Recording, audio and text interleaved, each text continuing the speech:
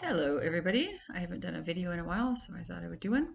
And I wanted to do this one for a while, and I wanted to do it before I left China. So I wanted to tell you guys about kind of my battle I've had to a certain extent with learning Chinese while I'm here in China. So it's a big thing here.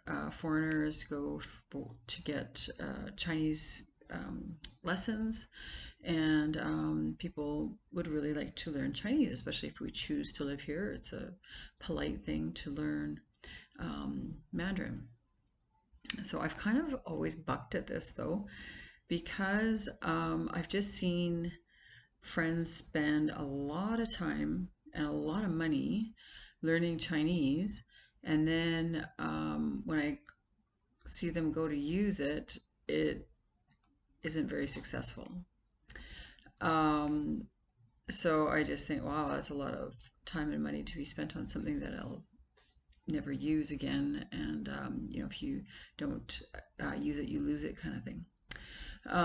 Yeah, so I haven't chosen to learn to take lessons and learn Mandarin, but I have, of course, learned a few words, survival kind of thing. But there hasn't been very many words. I'm sorry.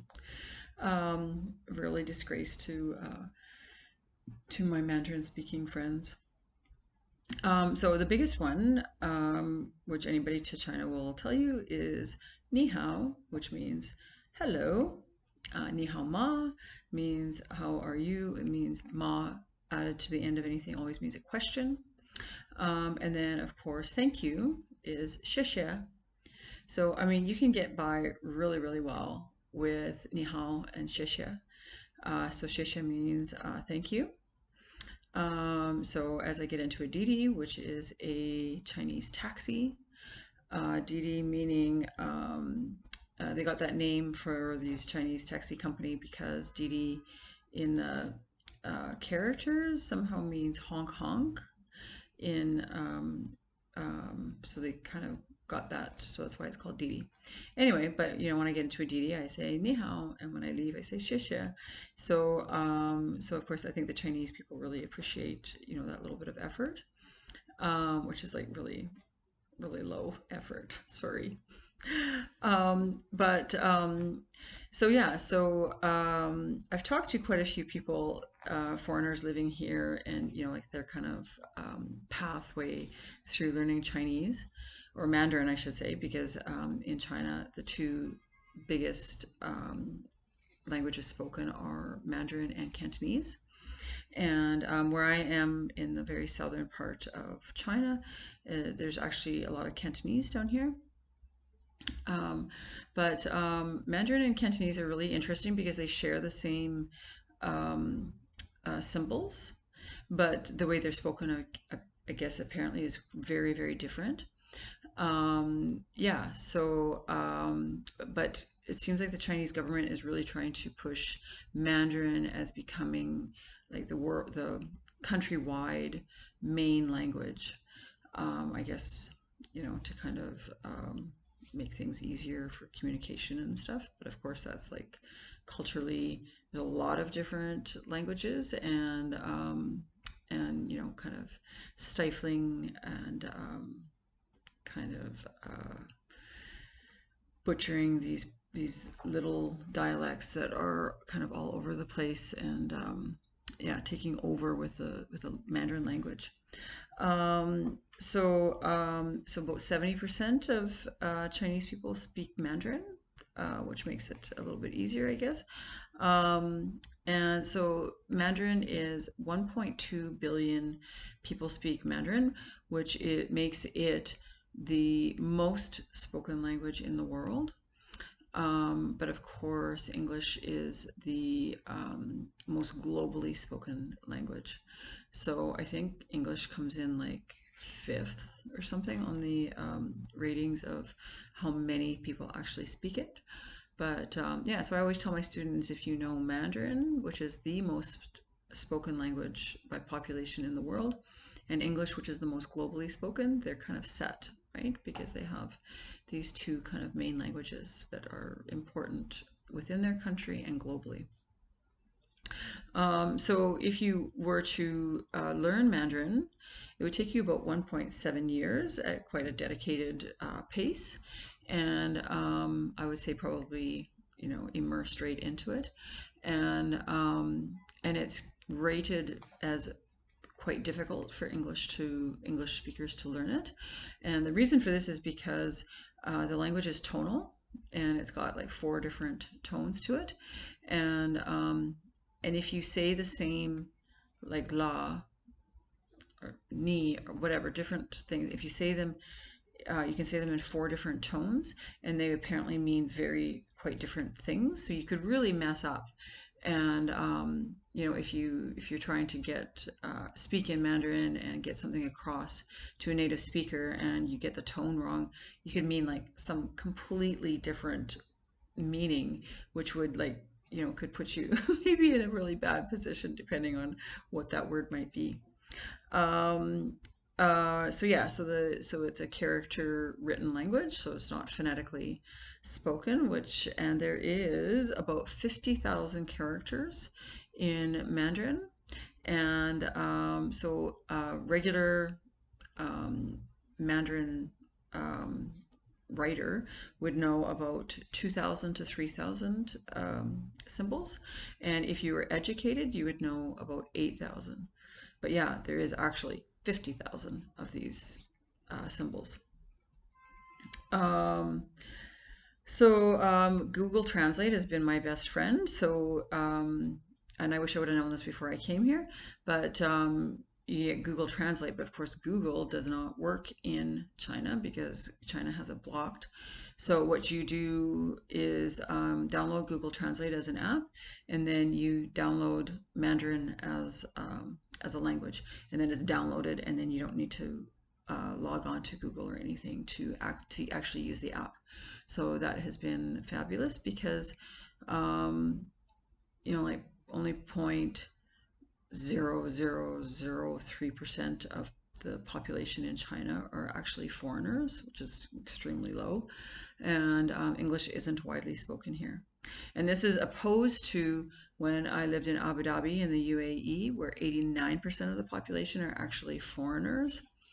And the UAE has really adopted English as its second language, not officially, but it for sure has everything's in English. There's a real difference in the language here being spoken as far as my native language. So there's very few people that would know English. But of course, I work at an Alberta Canadian school, so everybody there knows English, so that makes it easier. But yeah, when you get out into the world, it makes it really difficult, and things get lost in translation really, really easily. Even if you're, using a Google app, or if you're going through an English speaker that knows Mandarin and English, things can just get really messed, which makes it difficult too. So Pinyin is the written language of Mandarin. So they've figured out a pinyin to the symbols. So that's something that a person can use. So the words that I know is ni hao, xie. So one of the first words I learned was the compound, or it's not really a compound, but anyway, the area I live in is called Chifu, which is Clifford. I didn't know it right away. So when I would get to the metro and I would go to take the bus coming here, I would say Clifford, and they would look at me and say Chifu, and I would be like, I don't know what you're saying, and I don't know if this is the bus I'm supposed to get on. And then I quickly learned that Chifu means Clifford. So then I would go to the bus and I would say Chifu, and they would go Chifu, and I'd be like, okay, awesome. I'm getting on this bus, and it's actually going to take me where I need to go. And then one of the big ones I've learned lately too is Ting Budong, which means, and if you say it like that, then they kind of laugh and they understand. But what it means is I don't understand. So they'll go off on me, because if I say, ni hao or xie, or just a few little words, and they think, oh, she speaks Mandarin, and then they'll just go off speaking Mandarin to me, and I'll look at them with like this blank look on my face and say Ting Budong. I have no idea what you're saying. And then another thing I learned is because I don't like spicy food, So if I go into a restaurant, I'll just kind of automatically, as I'm ordering, say 不要辣, which means I don't want spicy. 不要 means I don't want. So you can actually use that in a lot of places too. You know, plastic bags or plastic straws. I'll say 不要, and then la means spicy. And then, of course, what I've learned, especially through COVID and them really trying to segregate foreigners and make sure that, you know, that we're accounted for and whatever extra accounted for, is my country's name. So Canada in Mandarin is Canada, Canada. And then, so there's three ways to say foreigner in Chinese, and they have different meanings to them. So, kind of the nicest way to say foreigner, which would be me, would be to say Wei Wei gu ren, which is just a nice way to say it. A little bit more dicey, a little bit more, you know, have a negative connotation would be Lao Wei. And then the really bad one, if they're talking about a foreigner, is Gualo. And that means kind of, it means dirty foreigner, something like that. All right, and so good thing to know too is some numbers. So yi are sun, 1, 2, 3, yi are sun. So if Chinese people are taking a picture for you, they go yi are sun, and then on and on. So if you're asking for the bill in a restaurant, you can say my dan, and that means bill. And then if you want takeaway, you say dai jiao. And so there's a super popular app here called Meituan, and Meituan is you can order any food or even from stores and stuff. It's I don't use it. I've purposely got my, it's all in Chinese anyway, but most people use it, even foreigners.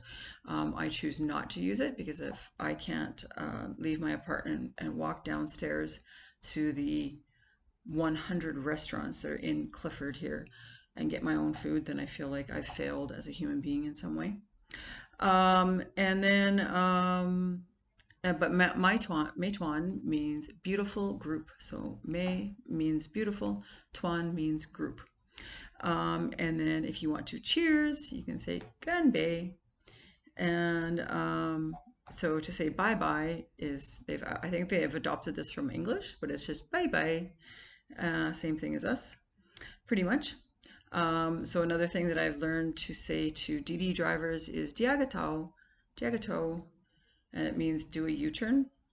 And of course, I've learned piju, piju, pijo, pijo, which means beer. And yeah, so that's pretty much all the words that I know. I don't know very many. And I noticed that they all have to do with like food for the most part. But yeah, it's gotten me by to a certain degree. But yeah, I certainly don't know very much more than that. But anyway, that's my little lesson on learning Mandarin as a foreigner living in China. And I'm sure a lot of people would put a lot more effort in than I did. Sorry, guys.